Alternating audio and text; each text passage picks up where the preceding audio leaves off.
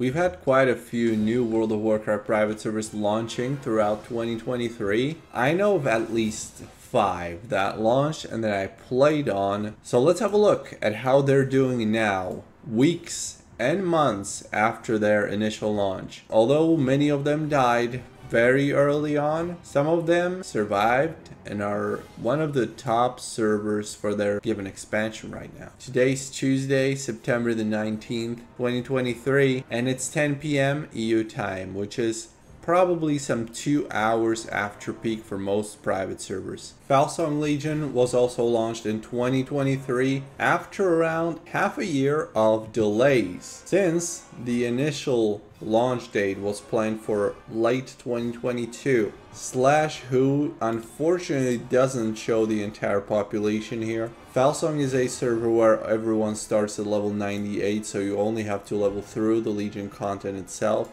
It seems like Dalaran is decently alive at just around 10 p.m. EU time. We can see quite a few people walking around. It's not super impressive, especially considering the fact that Dalaran is the capital city for both factions. Decent population, especially considering this is a Legion server. Although /who doesn't work on Felsong to show us the population, the website does. And it looks like there's 1,535 players online on Felsong right now. So 1,500 players at after 10 p.m. EU time, which would probably mean that peak population could be up to maybe 2,000 players on weekends, peak time, let's say, which is way below what it used to be during those launch days and launch weeks where it was more towards 3,000 to 4,000, but it's still a decent population. This would probably not cut it for me, as you would be very restricted to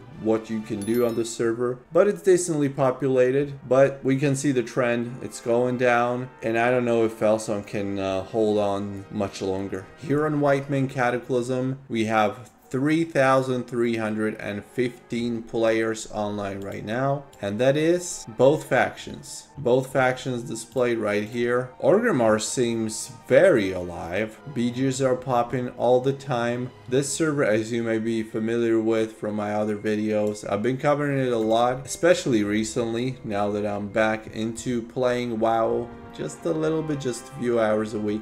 This is one of my go-to servers, and you can see it really is lively server. It did not die like many people predicted it would. It's doing terrific still. WoW Mythic essentially dead. It's another Legion server that launched about 2 months ago. Rest in peace. Another one, which is not live yet, but its beta is open to anyone, is Warmane's Onyxia Progressive Vanilla through TBC and Wrath of the Lich King realm that I visited on the day of the launch, I think, the day of the beta launch, and it's expected to drop within few months, maybe. We really have no estimate on when it's coming out. This one was pretty full. Unfortunately, there's nothing indicating the actual population online on this realm. We have all the Wrath of the Lich King and Mists of Pandaria realms shown here with their numbers of online players on the website, but there's nothing showing it for Onyxia, so let's dive into the actual game and see it. You can enter this new Warmane Onyxia realm with your existing Wrath of the Lich King client, the same thing as you would use when you're accessing the Wrath of the Lich King realms on Warmane. You don't need vanilla or TBC client, this is all you will need to access it. And there's some news actually regarding the realm. XP rates until X50 are currently available during the second beta phase. So we are already in the second beta phase. That sounds promising. Our current focus points are changes to the world, its creatures, and anything that has been updated, and the progress from vanilla to Wrath of the Lich King. Doesn't really tell us much since we don't know how many phases there are supposed to be before the live launch, but at least something. We can see there's some kind of progression. We're gonna see the actual world right now. I'm first logging in with my alliance character. /who doesn't show as much. You probably have to level with those X50 rates right now, because first time I logged onto this realm, everyone was at max level. Everyone was level 60, and we could try the end game Now it looks like the characters were reset again, and I'm down to level 1. So we'll have to walk around a little bit to see where the people are. But it looks like people are doing Blackrock Depths, Blackrock Spire, they're in Stormwind City, and all over the place. Nobody in Elwyn Forest. No dueling going on here. But there's definitely going to be people in Stormwind City. Here, the first actual player. We haven't seen a single player in the starting zone, but I guess with how fast the leveling rates are, there's a very slim chance that people would be staying in the starting zone for very long. I can already see a few people, but not too many. I was definitely expecting way more people to be around here. But again, we're comparing open beta to actual live launch realms. So these are all people that decided to test the server before its live launch. All the progress here will be deleted anyway. From what I'm seeing here in Stormwind, it's probably a few hundred players online. Levels 1 to 20, we have 17 people online. That's only Alliance, it seems like. So 17 people at 1 to 20 range. I think it's safe to assume there's a couple hundred players online right now in this beta testing realm, but probably not much more than that. Probably not even over 1,000, that would be my estimate. But it's really hard to tell because a lot of people are at max level and doing all kinds of stuff. They aren't just chilling in Stormwind. They're actually testing things if they decide to log on to this realm. And there's nobody in the Horde starting area either. Let's try to look for the same level range as we did with the Alliance. Alright, Horde is a little more populated. We have 24 people between level 1 and 20. So people are obviously leveling, are all over the world, checking out things and how it works. So, I mean, for a beta testing realm, this is probably the most occupied and the most populated beta testing realm I've seen. It is. I was trying to compare it to Felsong Legion, but that had like 200 to 300 people at peak. This is definitely more than 200 to 300 people. Not too much more, but definitely more. So let's just say we saw 3,000 to 4,000 people on Felsong at launch. If we have, let's say, double the amount of people here, I think that's realistic to expect.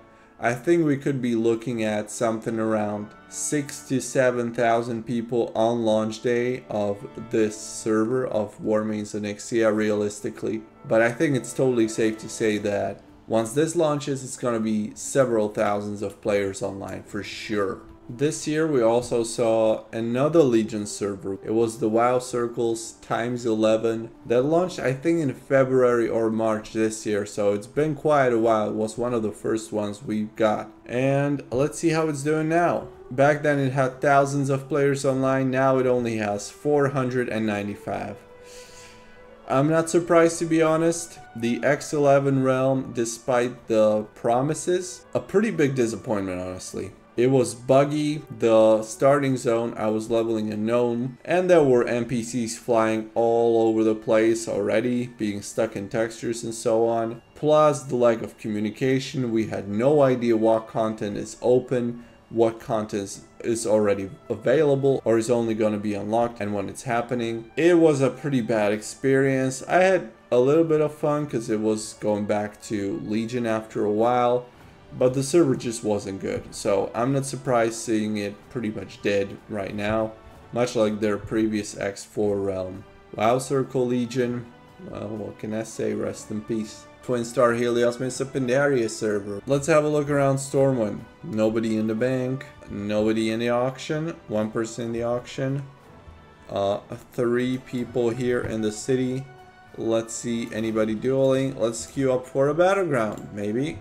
We have 9 people queued as Alliance and 8 as Horde. Nobody dueling. Of course, Stormwind isn't really the capital city anymore. It's Pandaria. We can also have a look at how many people are online between levels 1 and 89, since I assume there's going to be more than just 50 people online at level 90. 1 to 89, 45 people. 45 people, and that is just Alliance. So we can assume there's going to be a little bit more hordes maybe. So let's say 100 players online overall between levels 1 and 89. At 10:40 p.m. EU time, it's probably gonna be 200 to 300 people online at max level, level 90 overall. So what you can be expecting at this point, at this time in the day on Twinstar Helios, realistically between 400 and 500 people online maximum, and maybe up to 700 people online at peak. It is decently populated B tier server, let's say. It's not very impressive, and it's not something you'd want to play on if you're into PvP or any kind of team gameplay. But if you're more into solo, not talking to people, or maybe in a small community of your guildmates playing together, then this may be a decent choice, of course. And the BG actually popped. It didn't even take that long. And lastly, the popular Stormforge's Netherwing TBC server, right now at 3,473 players. I was expecting it to be a little higher. I remember not long ago, a few days ago maybe, they were talking about 7,000, 8,000 players at peak. And this is what they're getting at 10:30 p.m. I also heard there's a lot of Chinese on the server, so that may be why. Chinese at this point will be all asleep, so that will make sense. But I've never played on the server. I've heard the mixed reviews of the server. I can't tell how it is in the actual game because I've never played on it. I don't have a TBC client installed on my PC even. So this is all I can judge it by. So that was a quick look at the World of Warcraft private servers, the new ones that came out throughout this year, and we're still waiting for Onyxia. And one honorable mention I will give is Neltharion, Project Neltharion, an upcoming Cataclysm server that will be coming out in about 2 to 3 weeks from now. And that one could be a worthy contender, so we'll see what they end up doing, how well they end up promoting themselves, and I'd like to be there when it launches to see how it is. It's definitely going to be tough for them to compete against Whitemane, but it looks pretty promising, so I'll give it a go. If you want to see more of this kind of content, let me know, like the video, subscribe, comment, and I'll see you on whatever one of those 50 servers that I'm playing on.